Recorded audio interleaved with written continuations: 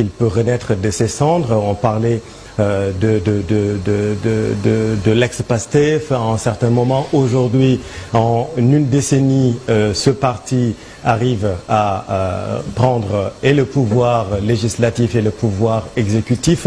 On va revenir sur ce parcours de cet homme avec Alassane Ba qui signe ce portrait. Le temps de laisser Diatou Cissé nous rejoindra. Il est l'artisan de cette victoire de PASTEF, Ousmane Sonko.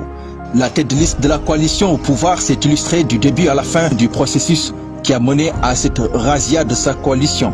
Le duo Diomaye Sonko obtient sa majorité. La campagne électorale menée par la tête de liste de PASTEF, qui a été l'une des meilleures ou la meilleure, s'est reflétée dans les urnes.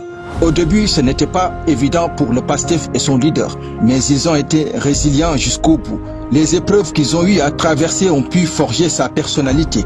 Incontestablement, Ousmane Sonko s'impose. Né le 15 juillet 1974 à Thiès de parents fonctionnaires, il a grandi principalement en Casamance. Il a effectué ses études supérieures à l'UGB où il a obtenu une maîtrise en droit public en 1999. Ousmane Sonko intègre ensuite l'ENA comme major. En 2001, il en sort diplômé section impôts et domaines et intègre l'administration avec un premier poste qui le conduit au centre des services fiscaux de Pékin. En 2014, Ousmane Sonko entame sa carrière politique et crée le Parti patriote africain du Sénégal pour le travail, l'éthique et la fraternité. Principal opposant du régime précédent, il a traversé des épreuves très difficiles avant d'accéder au pouvoir. Élu député de 2017 à 2022, maire de Ziguinchor de 2022 à 2024, candidat à la présidentielle de 2019 sous la bannière de Sonko président, il arrive troisième avec 15,67% des voix derrière Idrissa Seck et Macky Sall. En février 2021, il est accusé de viol et de menaces de mort avec arme à feu par l'ex-masseuse de Sud Poti, Adji Sarr. Il dénonce cette accusation, la qualifiant de tentative de liquidation politique. Son arrestation en masse provoque des manifestations violentes qui ont occasionné la mort de plusieurs jeunes. Début d'une série d'affrontements.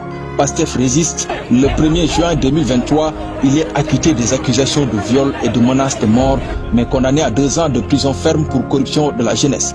Le 4 janvier 2024, la Cour suprême confirme sa condamnation de 6 mois dans le cadre du dossier de diffamation l'opposant à Mamba Ignan.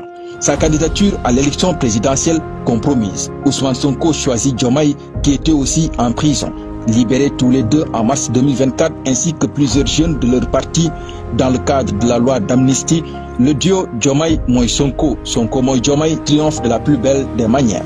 Dès le premier tour, avec plus de 54% des voix, Ousmane Sonko choisit ses candidats, bat campagne avec eux et gagne pour eux. Merci Alassane. Est-ce que c'est